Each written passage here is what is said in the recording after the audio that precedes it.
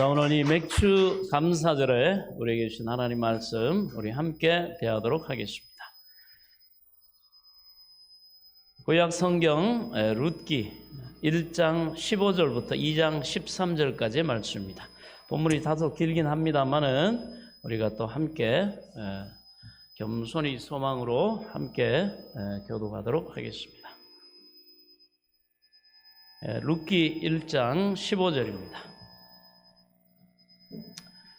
나오미가 또 이르되 보라 내 동서는 그의 백성과 그의 신들께로 돌아가나니 너도 너의 동서를 따라 돌아가라 하니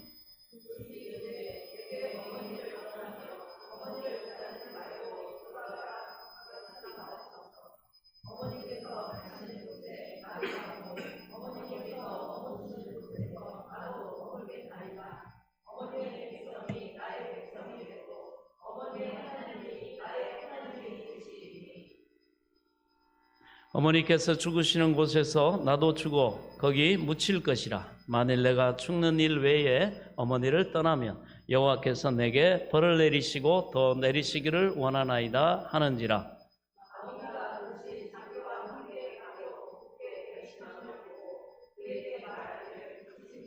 이에 그 두 사람이 베들레헴까지 갔더라. 베들레헴에 이를 때에 온 성읍이 그들로 말미암아 떠들며 이르기를 이가 나오미냐 하는지라.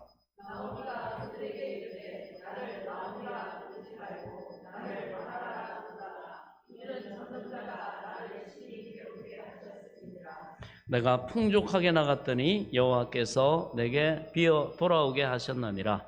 여호와께서 나를 징벌하셨고 전능자가 나를 괴롭게 하셨거늘 너희가 어찌 나를 나오미라 부르느냐 하니라.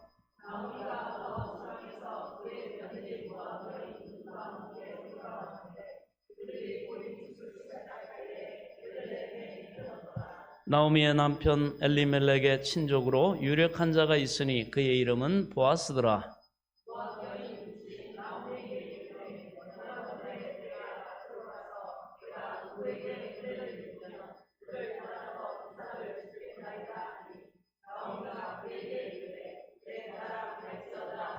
룻이 가서 베는 자를 따라 밭에서 이삭을 줍는데 우연히 엘리멜렉의 친족 보아스에게 속한 밭에 이르렀더라.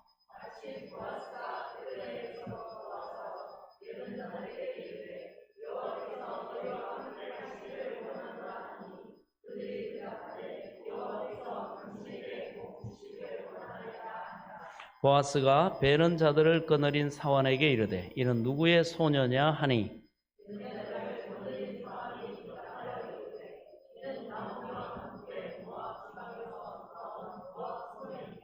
그의 말이 나로 베는 자를 따라 단 사이에서 이삭을 줍게 하소서 하였고 아침부터 와서는 잠시 집에서 쉰 외에 지금까지 계속하는 중이니이다.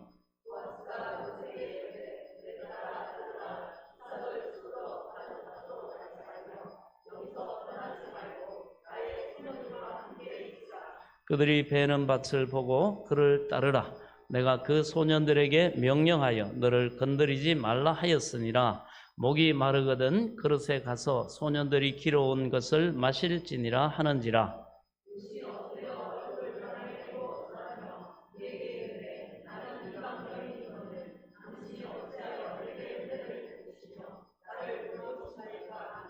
보아스가 그에게 대답하여 이르되 내 남편이 죽은 후로 내가 시어머니에게 행한 모든 것과 내 부모와 고국을 떠나 전에 알지 못하던 백성에게로 온 일이 내게 분명히 알려졌느니라.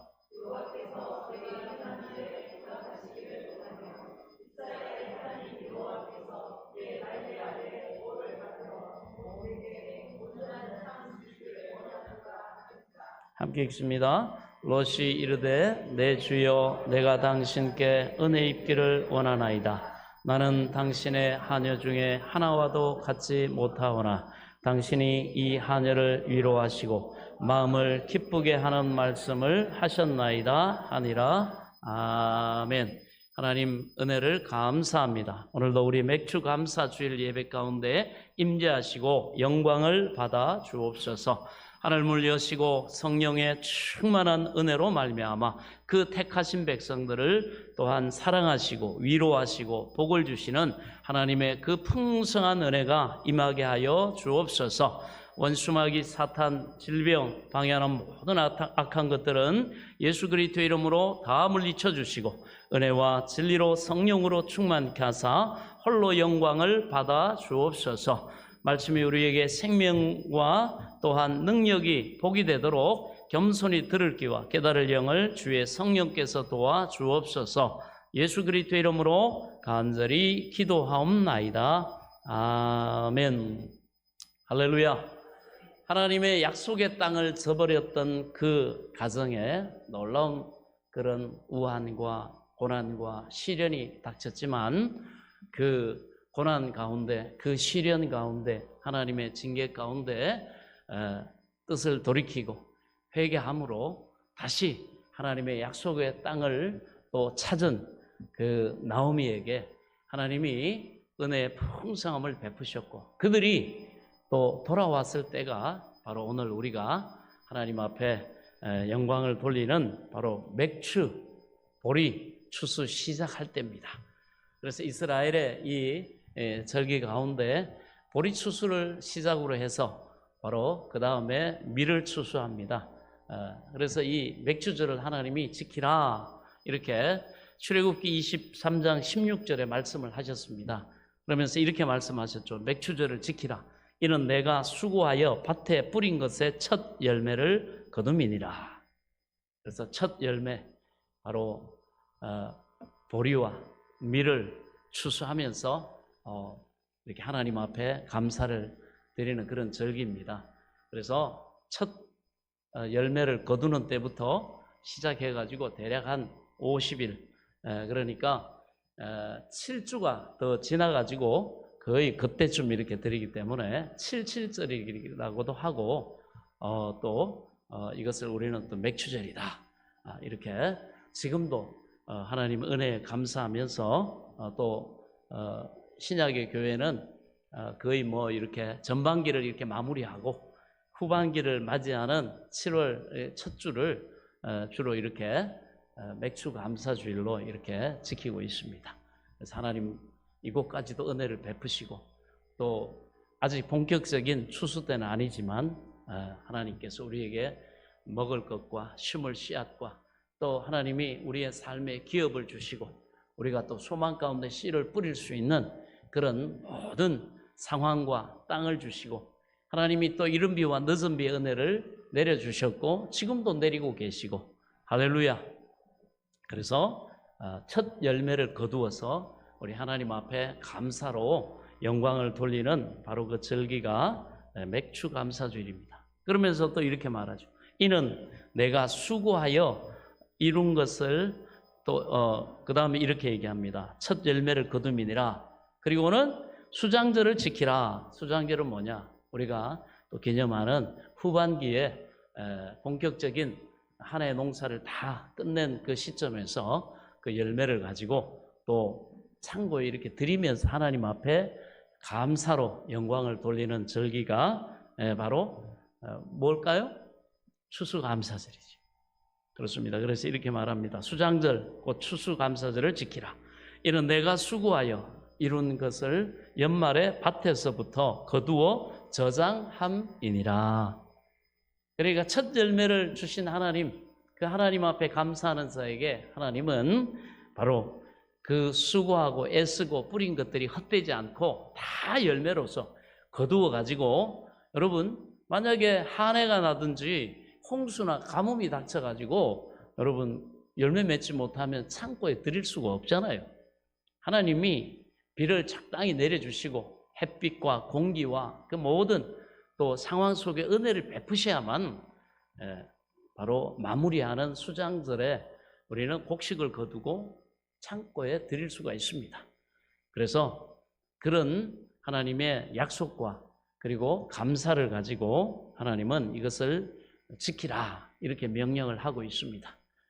그러므로 하나님의 이 말씀, 하나님의 우리 택한 백성을 축복하시는 그 하나님의 뜻을 믿고 그럼 거기에 소망을 가지고 하나님 앞에 진정 감사로 전반기를 마무리하고 후반기를 맞이하는 자들에게 여러분 오늘 하나님께서 이 믿음의 자리에 돌아온 나오미에게 하나님 앞에 감사로 하나님의 말씀을 쫓아 순종하는 바로 룻에게 하나님이 은혜를 베푸시고 그 이후에 맥주 감사주일로부터 시작된 보리 추수할 그때로부터 시작된 하나님의 축복의 계획이 계속해서 그들에게 놀라운 하나님의 복 주심으로 형통하게 하심으로 감사 찬송할 수밖에 없는 그런 풍성한 은혜로 복을 주셨던 것처럼 오늘 이 맥주 감사주일로 이 감사하는 이 감사의 자리에 정말 진정한 하나님을 인정하고 하나님을 믿고 그 약속의 말씀에 소망을 가지고 감사하는 저와 여러분의 남은 후반기에 이 룻에게 베푸셨던 은혜의 풍성함이 있기를 축원합니다. 감사로 나를 예배하는 자가 나를 영화롭게 하나니 그 감사의 행위를 옳게 하는 자에게 내가 여호와의 구원을 보이리라. 그렇습니다.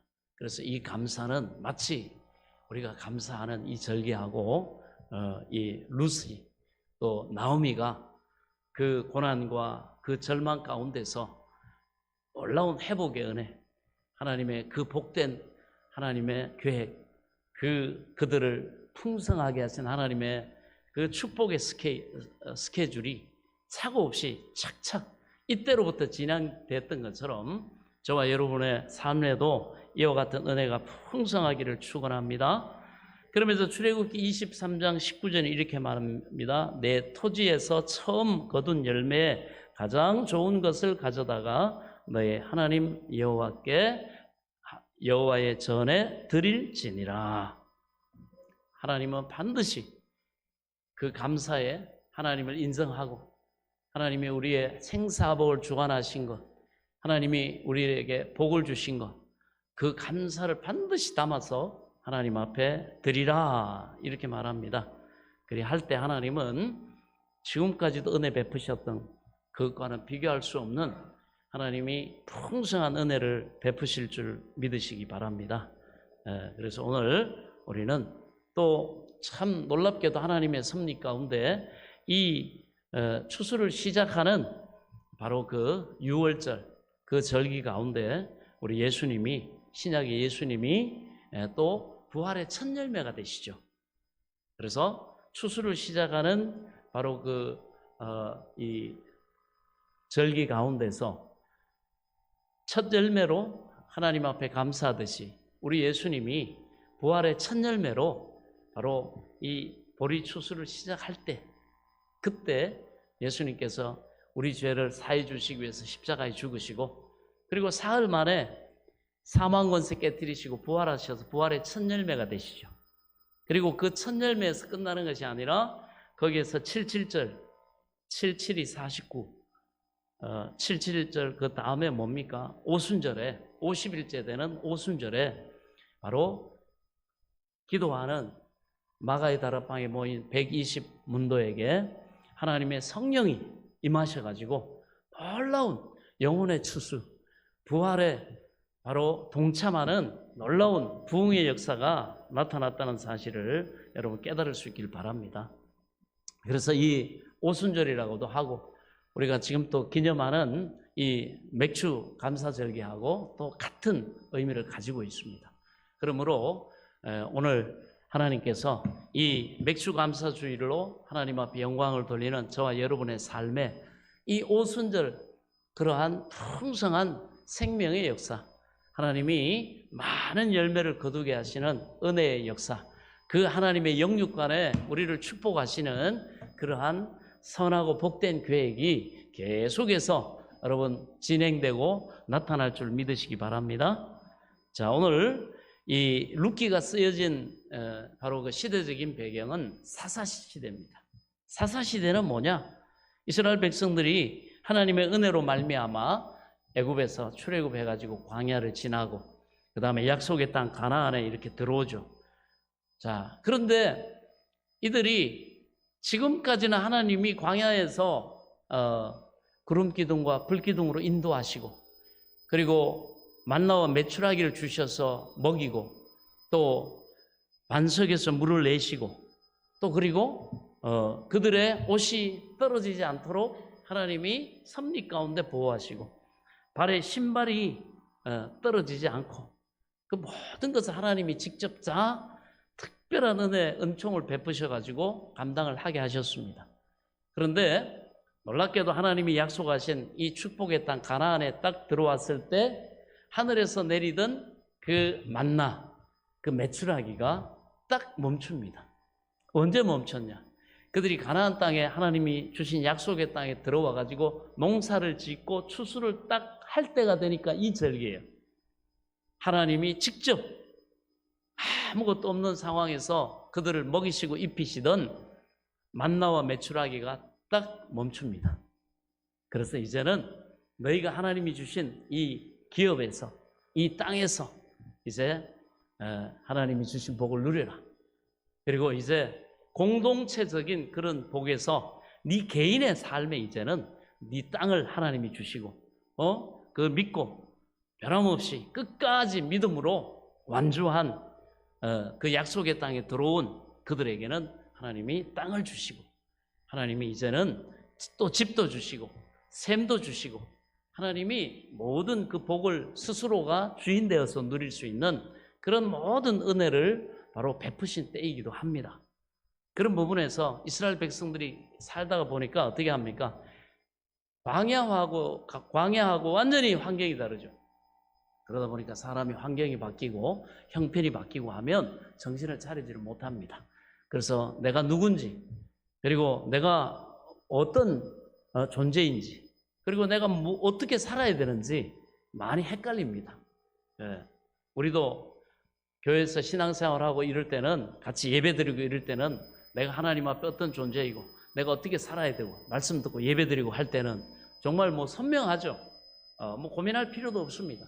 그런데 예를 들어 가지고 유학을 갔다든지, 지금까지는 어머니 아버지 품에서 함께 그 가정 안에서 영육간의 신앙생활과 삶을 그렇게 누렸던 사람이 갑자기 독립을 한다든지 자취를 한다든지, 그 다음에 대학을 간다든지 군대를 간다든지 또 여러 가지 직장을 간다든지, 그 다음에 세상에 믿지 않는 사람들 가운데서 이렇게 생활하든지 할 때 처음에는 어떻게 합니까? 많이 혼란스럽죠. 왜? 가나안 땅에 들어와 보니까 하나님을 믿지 않는 족속들이 많아요.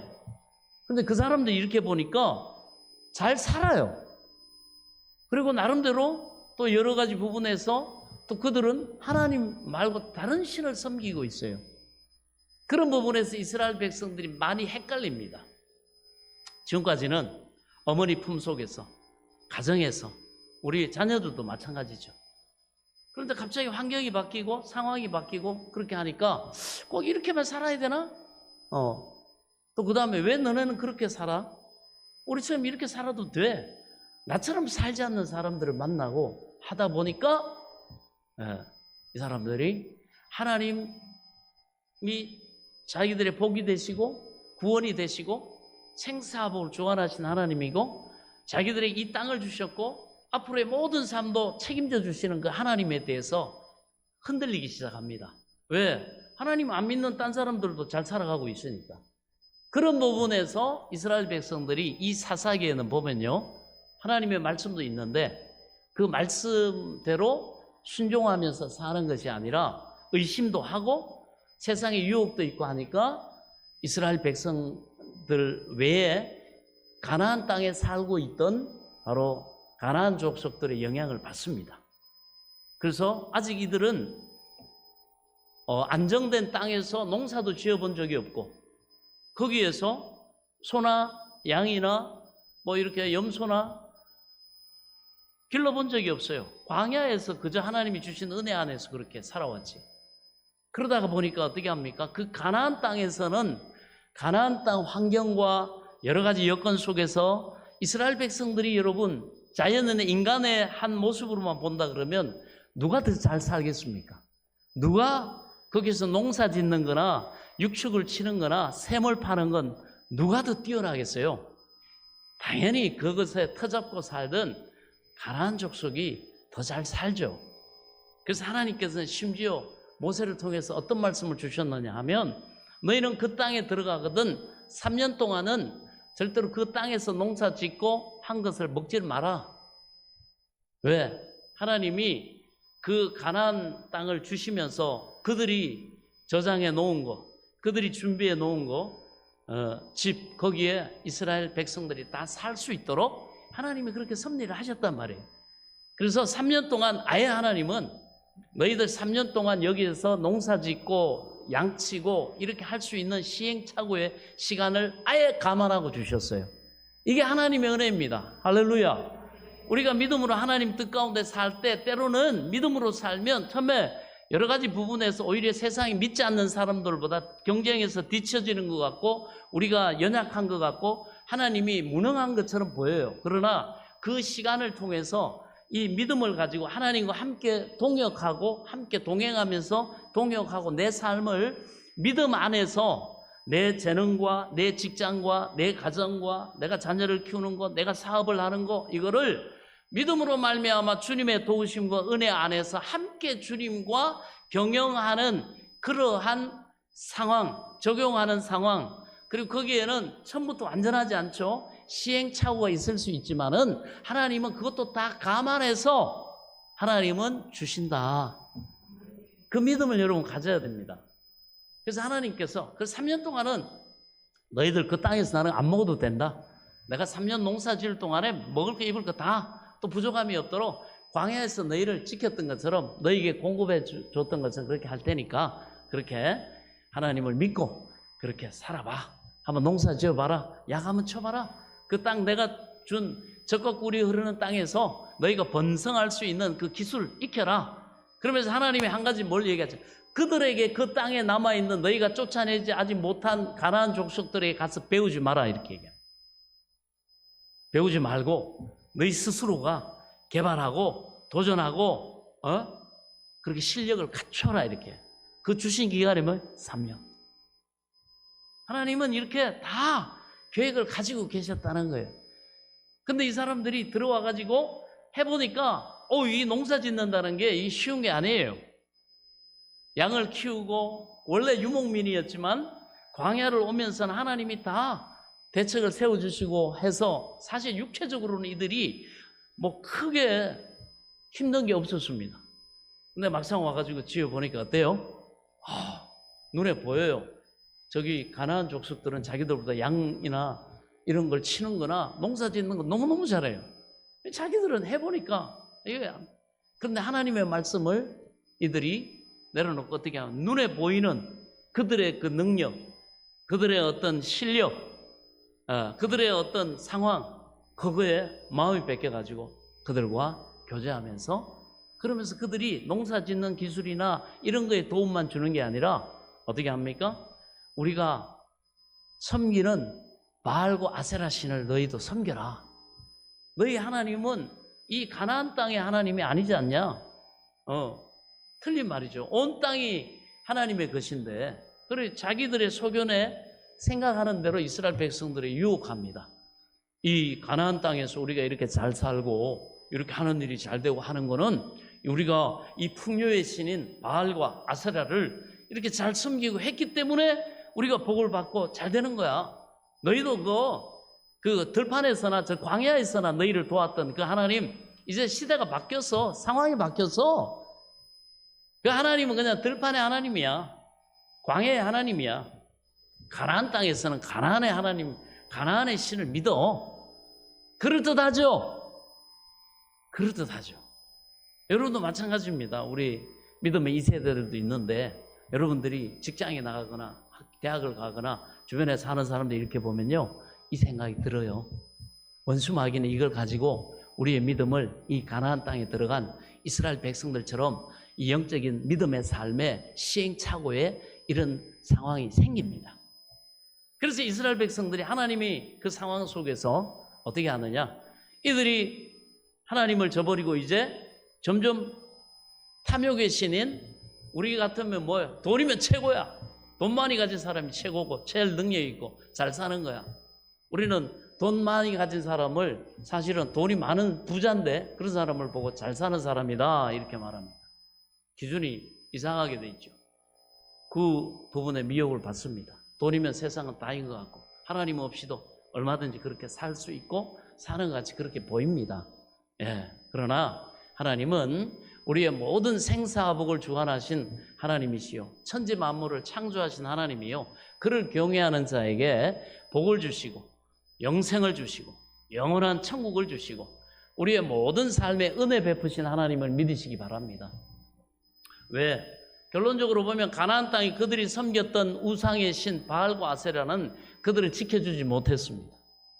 그들을 보호하지 못했습니다. 예, 그들이 멸망당하는데 아무런 도움과 미래 회복의 소망 주지 못했습니다. 그러나 이스라엘 백성들이 이 사사기의 시간을 보면 이렇게 겉으로 모습으로는 교회에 나와가지고 예배도 드리고 뭐 절기도 지키고 그러는데 이 여호와 절대신앙 오직 하나님이 내게 나의 복이 되시고 나의 생명과 구원이 되시고 나의 부활이 되시고 천국이 되시고 나의 영원한 복이 되신다고 하는 이 믿음이 흔들렸단 말이에요. 여전히 예배도 드리고 뭐 절기도 지키고 이러는데 하나님 앞에 감사하는 것도 없고 그저 형식적으로 그렇게 해놓고는 바알과 아세라를 음란하게 섬겼습니다. 그러니까 하나님께서 그것을 그냥 보고 계실 수가 없죠. 그들이 그렇게 갈 때 하나님이 주신 약속의 땅에서 반드시 하나님이 너희를 그러면 토하여 낼 거다. 너희가 쫓겨날 것이다. 너희가 내가 준 약속의 땅에서 너희가 망할 것이다. 하나님이 말씀을 하셨단 말이죠. 그런데도 불구하고 이들이 하나님을 섬기면서 이 우상을 음란하게 섬깁니다. 그러니까 하나님이 어떻게 합니까? 여러 이스라엘 주변에 있는 민족들을 하나님이 들어가지고 이스라엘을 괴롭히기 시작합니다. 그들이 와가지고 전쟁을 일으키고 그 다음에 열심히 농사 지어가지고 이제 추수하려고 그러면 포도 따가지고 포도주 담글라 그러면 어떻게 합니까? 와가지고 싹 들어갑니다. 그때야 이제 이스라엘 백성들이 하나님 앞에 회개하면서 하나님 앞에 도움을 구합니다.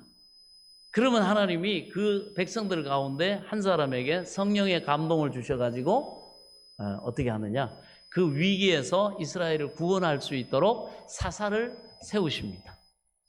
그래가지고 이 역사가 사무엘 때까지 계속 되풀이돼요. 그래서 이스라엘 백성들은 어려움 당하면 하나님 찾아가지고 또 도움을 구하고 회개합니다. 그런데 또 괜찮아지면 먹고 살만하고 별일이 없으면 어떻게 하냐? 또 우상을 섬깁니다. 그러니까 하나님과 우상 사이에서 왔다 갔다 해요. 세상과 하나님 사이에 왔다 갔다 하는 거죠. 그러니까 오직 주님만이 나의 구원이시오, 나의 생명이시오, 나의 주가 되시고 나의 왕이 되시고 내 모든 복은 하나님께 있습니다. 나의 모든 능력은 하나님께 있습니다. 이 다윗과 같은 절대 여호와 하나님을 섬기는 경외하는 신앙이 아니더라 이거예요. 그래서 그 신앙대로 어떻게 됐느냐? 변죽이 죽을 듯 하는 것과 똑같이 그들의 삶에 좀 평안한가 싶다가 또 하나님이 그들을 깨우시고 그들을 구원하시고 복을 주셔야 되고 하나님의 약속을 이루셔야 되기 때문에 또 어려움 당하는 거예요. 그러면 또 회개하고 하나님 앞에 돌아옵니다. 그러나 또 먹고 살만하면 또 세상을 향해요. 우상을 또 섬깁니다. 그러니까 이게 계속 되풀이되는 거예요. 그래서 사사시대를 뭐라고 하느냐? 여호와 절대 오직 하나님 한 분, 오직 지저스. 이게 안 되는 시대입니다.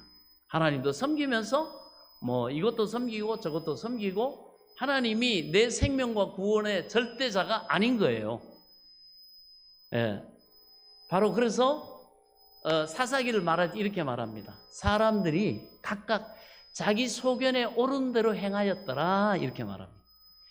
하나님 절대신앙으로 하나님의 뜻에 순종하고 하나님을 섬기고 하나님을 경외하고 하나님께 소망을 두고 하나님께 도움을 구하고 이게 아니고 하나님께도 적당히 구하고 그 다음에 우상에게도. 그러나 여러분 우상을 섬기는 순간 우리는 뭐가 됩니까? 하나님과는 단절됩니다. 하나님의 은혜에서 끊어집니다. 하나님의 도움과 그 복을 받을 수가 없습니다. 그래서 이 각기 자기 소견에 오른 대로 하나님과 우상 사이를 왔다 갔다 하다 보니까 좀 잘 되는 것 같다 또 망하고, 망하면 또 회개하고 하나님께 돌아오고, 또 회개해서 좀 잘 되면 또 우상을 섬기고, 각각 자기 소견에 오른 대로 행하였더라. 바로 요 시대입니다. 요 시대 한 가정이 있어요. 베들레헴, 바로 있던 한 가정의 얘기가 바로 이 룻기의 얘기입니다. 엘리멜렉이라고 하는 사람이, 그 하나님이 이스라엘 백성들에게 주신 생활 규범 가운데 가장 큰 하나님의 말씀의 울타리가 있어요. 뭐냐? 약속의 땅, 하나님이 주신 이 약속의 땅을 귀하게 여기고 이 땅을 벗어나지 마라. 이 땅을 벗어나면 너희는 하나님과 하나님의 그 약속한 언약에서 벗어나는 거다. 그리고 뭐냐? 하나님이 이방 여인들과 혼인하지 말라 그랬어요. 왜? 그 이방 여인들이 섬기는 우상이 이스라엘의 남자들, 이스라엘의 여자들을 우상 숭배로 타락시킬까 봐. 우리가 역대기에 보면은 나오는 것처럼 아합 왕이 왜 하나님 앞에 그렇게 악한 왕이 됐습니까? 그 사람은 성정으로나 보나 이렇게 하면 좀 부드럽고 온유한 사람처럼 보이는데, 그 안에 이세벨이라고 하는 우상을 섬기는 여인을 갖다가 아내로 맞이했기 때문에 그 여인이 시집을 올 때 우상을 가지고 온 거예요. 그래서 우상을 가지고 와가지고 이 백엔잎 송사를 하면서 이 아합 왕이 우상을 섬기도록 그렇게 이 여인이 꼬드기고 유혹하고 또 바가지를 긁었겠죠. 그래서 그 우유부단한 아합 왕이 이스라엘 전체 우상을 퍼뜨리는 그런 역할을 합니다. 그래서 나중에 하나님께 징계를 받아가지고 심판받아가지고 비참하게 죽죠. 그 아내인 이세벨도 죽어가지고 하나님이 심판하셔서 죽음을 당하고 비참한 죽음을 맞이합니다. 개들이 그 여인을 뜯어먹는 그런 저주에 하나님이 저주를 하시고 그러한 비참한 결말을 맞이하죠. 자, 이런 부분에서 하나님이 이 땅을 떠나지 말아라. 그리고 좀 어렵고 힘들더라도 여기서 하나님의 약속의 말씀을 믿고 여기서 번성하고 하나님을 경외하고 하나님을 섬기고, 너희가 하나님을 경외함으로 그의 도에 하나님의 뜻에 순종해서 행하면 내가 너희 하는 일에 복을 주고 너희가 갈수록 창대하게 하나님 앞에 영광을 돌리게 될 것이다 하고 그 약속을 하나님이 주셨어요. 그런데도 불구하고 이 엘리멜렉이 자기 아내 바로 나오미하고 이스라엘의 베들레헴에 잠시 흉년이 들었단 말이죠. 그래서 모압 땅을, 이방 땅인 모압 땅을 보니까 거기는 먹을 것이 있어요. 그래서 하나님의 말씀을 절대시하지 않고 그것을 겸손히 섬기지 않고 잊어버리고 어떻게 합니까? 자기 아내 나오미와 그리고 그 부부 사이에 난 말론과 기론이라고 하는 바로 그 두 아들 데리고 이방 땅인 모압으로 이사를 갑니다. 그리고 모압으로 이사를 가가지고 거기에서 살다가 어떻게 합니까? 하나님의 은혜를 벗어나니까 처음에는 가나안 땅에 있던 자기 토지와 소유와 이걸 다 팔았어요. 그래가지고 야, 이방 땅에 가도 이 미천이면 우리가 잘 살 수 있겠다. 그래가지고 모든 토지와 이거 다 정리해가지고 팔고는 그 돈을 가지고 모압 땅에 간 거예요. 그렇으면 잘 행복하게 살면 괜찮은데 그때부터 하나님의 말씀이 이루어집니다. 남편이 부족함이 없는 그 부요함으로 이방 땅에 갔는데 갑자기 남편이 병이 걸려가지고 죽습니다. 그래가지고 이제 그 아들 둘하고 이 과부가 돼가지고 이 나오미가 남죠. 그러고 나서 또 거기에서 열심히 삽니다. 두 아들을 이제 의지 삼아가지고 소망으로 삼아가지고 또 열심히 살아요. 그러니까 다시 이 두 아들을 장가를 보냅니다. 큰 아들, 작은 아들 다. 그래서 자부를 넣는데 바로 오늘 나오는 룻과 그리고 오르바라고 하는 며느리를 얻습니다.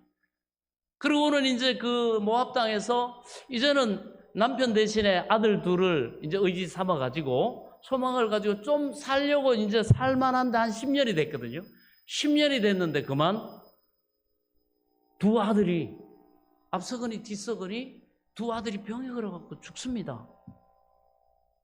병이 들어서 죽어버리니까 이제는 그 가문이 완전히 그 집안이 망한 거죠. 이제 여인들만 남았습니다.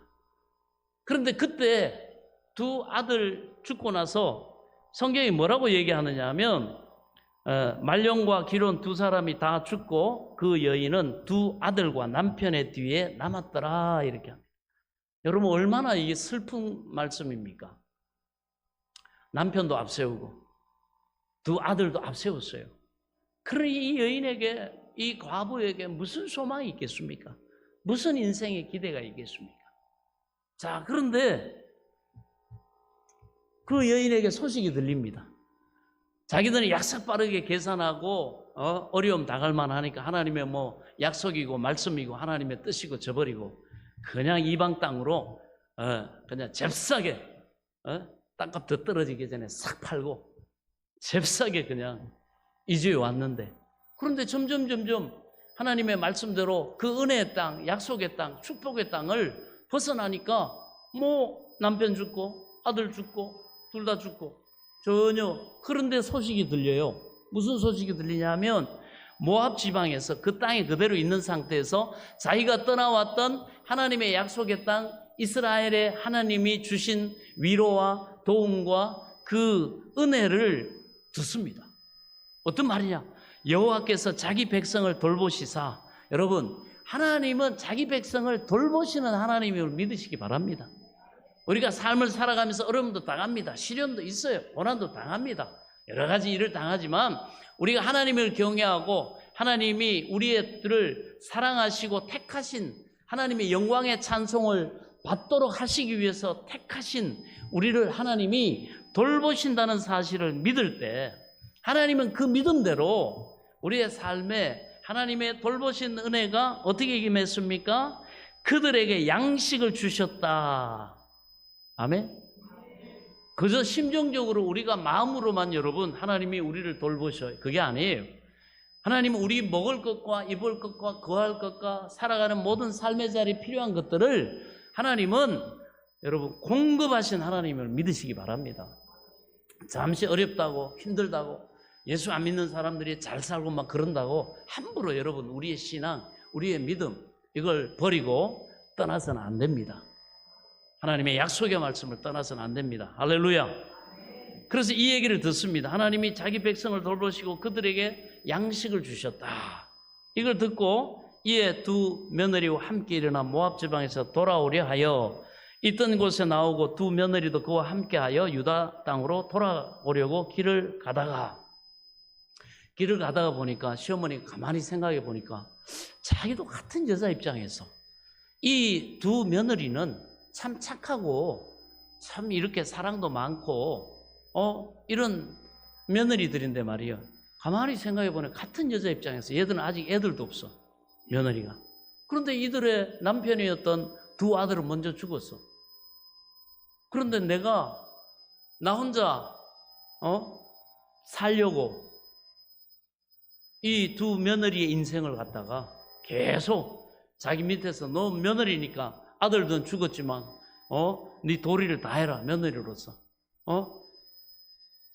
두 아들을 대신해서 며느리로서 시어머니 봉양해야 되지 않냐 말이지. 그 당시에는 그게 당연한 그런 논리였단 말이죠. 그런데 같은 여자 입장에서 가만히 생각해 보니까 얘들이 나를 따라서 얘들은 또 이 모압 지방의 이방인이야. 그리고 자기는 가야 되는 곳이 지금 베들레헴 하나님의 약속의 땅이란 말이죠. 그런데 그 땅에 가가지고 이 이방 여인들이 환영도 받지 못할 것 같고 그리고 이 며느리들이 같은 여자 입장에서 얘들은 그냥 남편 죽었으니까 이제 자유하고 이 모압 지방에서 뭐 다른 남편 만나가지고 제가 하면 얘들은 또 얘들대로 살 수 있지 않겠냐. 아마 그 같은 여인으로서의 그 연민을 가지고 며느리들에게 말합니다. 얘들아, 너희는 너희 족속에게로 돌아가라. 이제 두 남편 죽었으니까 나는 이제 내 원래 있던 땅으로 돌아가니까 너희들은 여기서 남편 만나가지고 잘 살아라. 이렇게 얘기를 합니다. 그러니까 이 두 며느리가 착해요. 그래가지고 어머니 그런 소리 하지 마세요. 저희는 끝까지 어머니를 모실 거예요. 그러면서 어머니를 쫓으려고 하니까 어머니가 얘기를 합니다. 애들은 만약에 이스라엘 하나님의 법에 여인들의 그 생활과 그 삶을 보장해 주시기 위해서 하나님이 이스라엘 백성들에게 주신 법이 있죠. 하나님이 연약한 자를 불쌍히 여기시고 고아와 과부를 돌보시는 자상한 사랑으로 하나님께서 주신 말씀이 뭐냐 하면, 만약에 남편이 몇 형제가 있는데 위에 남편이 죽으면 그 남편과 함께 살던 여인이 과부가 되면 뭐 경제적인 어떤 활동이나 이런 걸 할 수가 없으니까, 그러면 그 다음에 있는 동생이 그 형수를 자기 아내로 맞이해서 이 형수의 삶을 보장해 주는 그런 제도가 있단 말이에요. 그런데 이 여인이 얘기를 합니다. 야, 너희도 알다시피 내가 벌써 나이가 들어가지고 내가 만약에 다시 재가를 해가지고 애를 가질 수 있을지 없을지도 모르지만 혹여 내가 다른 남자를 만나가지고 이 시어머니가 거기에서 결혼을 해가지고 자식을 낳는다 한들 그것도 그 딸이 될지 아들이 될지 어떻게 합니까? 예를 들어 다시 아들을 낳았다 치자.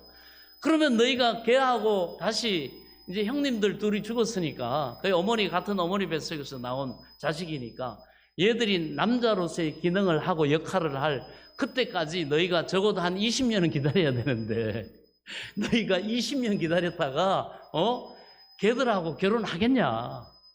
그때 되면 너희도 늙고 나도 늙고. 그런데 이것도 내가 재가를 해야 되고 재가를 한 다음에 아들을 잘 낳아야 되고 그 다음에 이 아들들이 아무 탈 없이 남자 역할을 구실을 할 때까지 자라야 되고, 이게 한두 가지가 여러분 일이 아니잖아요.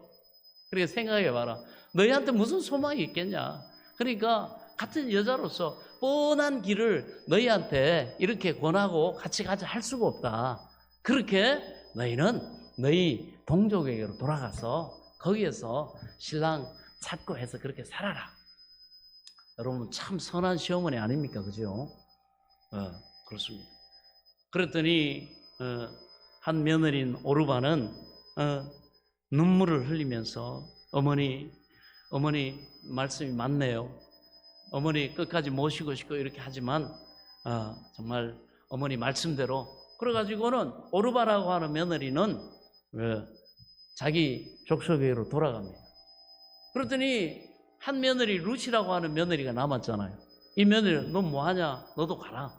가서 제가 해가지고 가정 이루고 너 시어머니 과부 시어머니 이렇게 섬기느라고 고생 많았는데 너 행복하게 살아라. 그랬더니 며느리 이 루시 오늘 본문에 나온 고백을 하는 겁니다.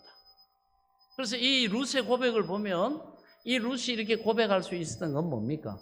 그가 하나님을 믿었고 시어머니를 통해서든지 남편을 통해서든지 이방 여인이었지만 하나님이 그를 경외하고 믿고 섬기고 따르는 하나님의 백성들을 복되게 하신 선하신 하나님이라는 걸 이 여인이 믿습니다. 그러면서 그 하나님의 그 약속의 말씀 중에 제5계명이 뭡니까? 내 부모를 공경하라. 내 부모를 공경하라. 그럼 내가 땅에서도 잘 되고 장수하리라. 하나님이 이 약속을 주셨단 말이에요. 그래서 이 여인이 오늘 고백할 때 보면 누구를 얘기합니까? 자기 신앙 고백을 하죠. 그래서 어머니의 하나님이 나의 하나님이 되시리니, 그리고 만약에 내가 그 어머니의 하나님, 그 하나님을 나의 하나님으로 섬기는데 그 하나님의 약속의 말씀에 5계명에 내 부모를 공경하라고 하셨는데 나는 그 하나님의 뜻대로 어머니를 죽기까지 공경하기를 원합니다. 나는 그 말씀에 순종하기를 원합니다. 그래서 심지어 만약에 제가 이 말씀을 어기고 어머니를 떠난다고 한다면 여호와께서 내게 오히려 벌을 내기시기를 원하나이다. 이 믿음의 고백을 하는 거예요. 여러분 이 고백이 거짓이었을까요? 그렇지 않습니다. 이 여인은 지금 고생을 자초하는 거죠. 자기 그나마 행복할 수 있는 그런 기회를 날려버리는 겁니다. 엄청난 한 여인의 인생으로 볼 때 엄청난 손해를 자초하는 거예요. 그러나 이 며느리 루스의 고백이 너무나 확고하기 때문에 그 어머니 나오미가 굳게 결심함을 보고 그에게 말하기를 그치니라. 그냥 인사치레로 아유 어머니 그래도 제가 어떻게 어머니를 떠나요? 어머니 제가 하나님 말씀도 있고 제가 하나님을 믿으니까 끝까지 어머니를 봉양할 거예요. 이렇게 할 수 있잖아요. 그럼 어머니가 설명을 하면서 아니다 가라. 내가 어떻게 너 미안해가지고 네 인생 그렇게 내가 그렇게 할 수가 없단 말이야.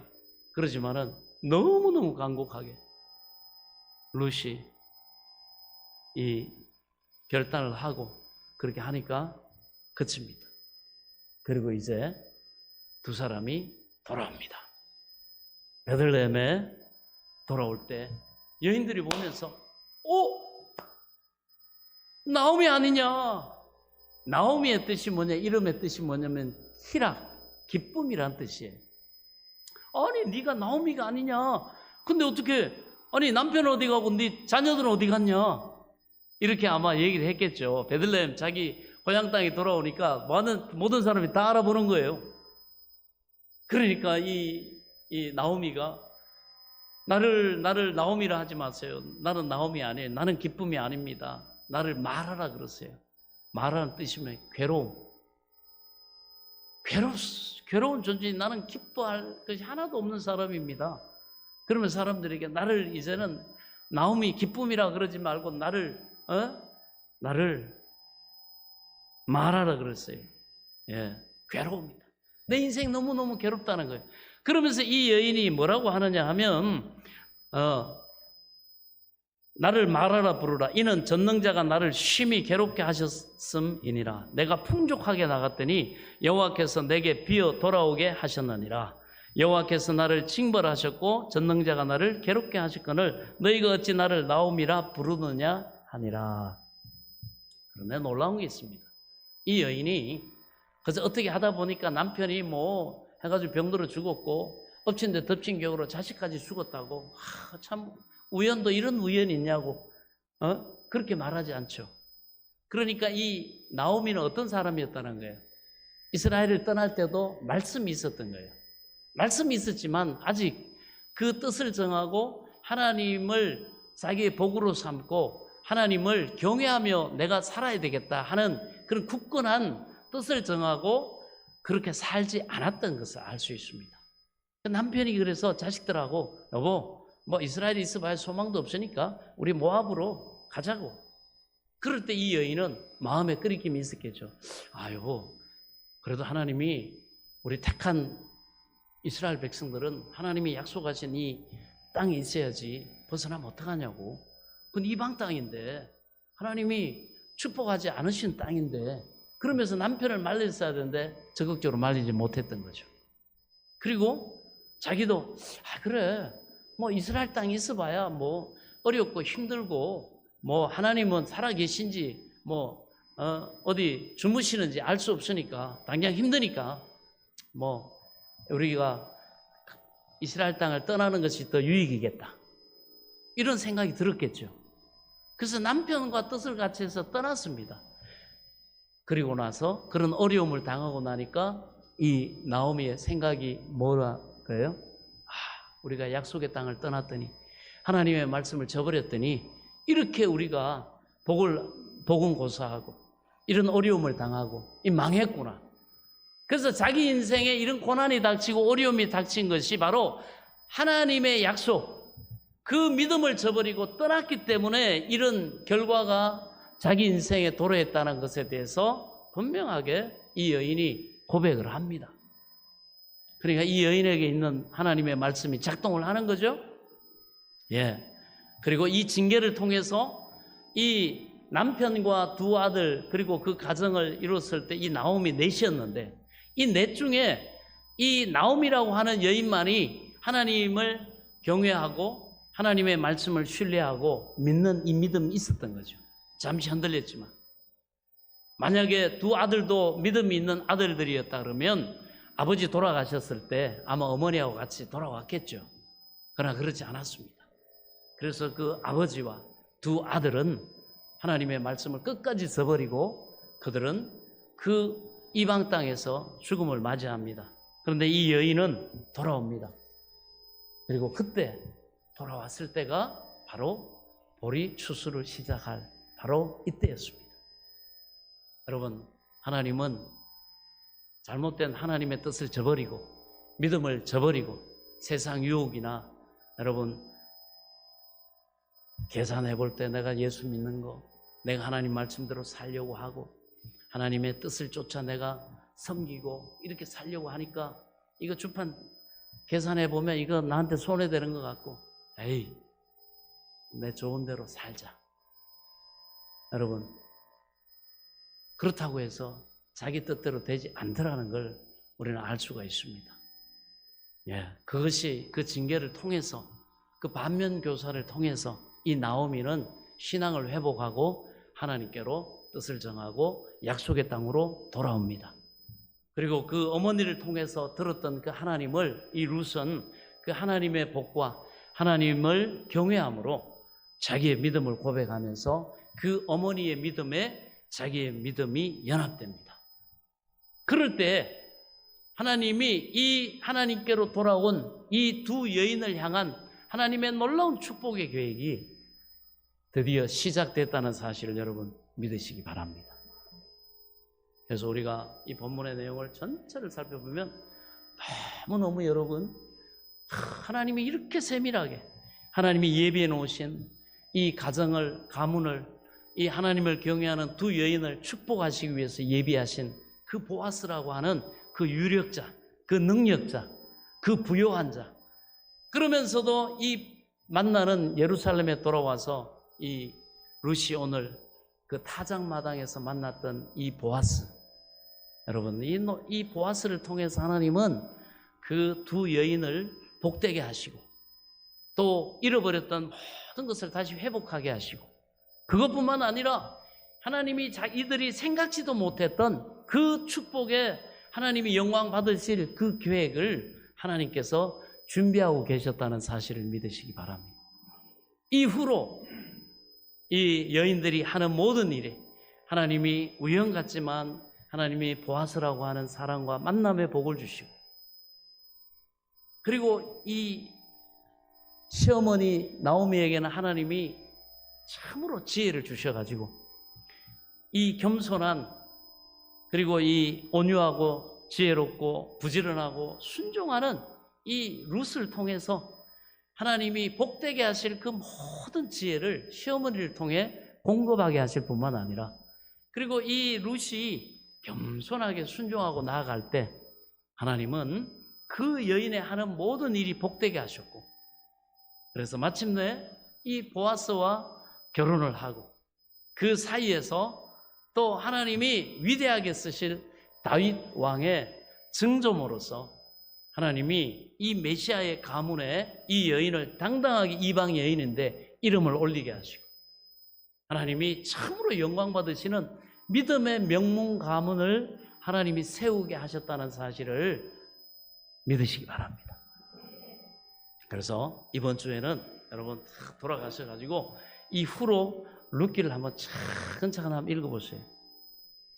하나님은 회개하고 돌이킴으로 다시 하나님 여호와를 섬기는 신앙으로 돌아오는 사람들에게 여러분 이런 놀라운 은혜를 예배하고 계시다는 사실을 믿으시기 바랍니다. 바로 이 사건이 언제 있어졌냐?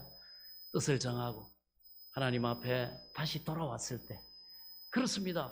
우리도 전반기를 보내면서 하나님의 이 섭리 아래서 우리가 잠시 여러 가지 상황이 있었고 또 별의별 일이 다 있었지만 뜻을 정하고 나오미와 같이 다시 한번 하나님 앞에 소망을 두고 여러분 돌아오는 시간이 바로 맥주 감사주일이 될 수 있기를 축원합니다. 그럴 때 하나님은 앞으로의 모든 남은 시간 속에서 여러분 만남의 복을 주시고, 하나님이 여러분들이 또 하나님이 공급하신 지혜를 받아들여서 그것을 적용하고 도전하고 기도하고 순종함으로 씨앗을 뿌릴 때 그 모든 것이 합력의 선을 이루므로 정말 하나님 앞에 감사할 것이 풍성하게 넘쳐나는 여러분 나오미와 룻이 누렸던 하나님의 위로하시고 축복하시는 그 은혜의 풍성함을 저와 여러분이 누리게 될 줄로 믿습니다. 그 은혜가 여러분 시작되는 날이 바로 하나님 앞에 감사로 또 하나님을 영화롭게 하는 이 맥주 감사 절기임을 믿으시기 바랍니다. 이 감사로 회복한 우리에게 하나님은 수장절에 또 금년 남은 해에도 풍성한 우리가 하는 모든 일에 복을 주셔서 하나님 앞에 주신 열매를 가지고 감사하고 간증하고 영광을 돌리고 그것을 인하여 하나님 앞에 참으로 송축하는 그런 다가오는 2024년 후반기가 되게 하실 줄로 믿습니다. 그 은혜가 우리 모두에게 풍성하시기를 예수님의 이름으로 간절히 축원합니다.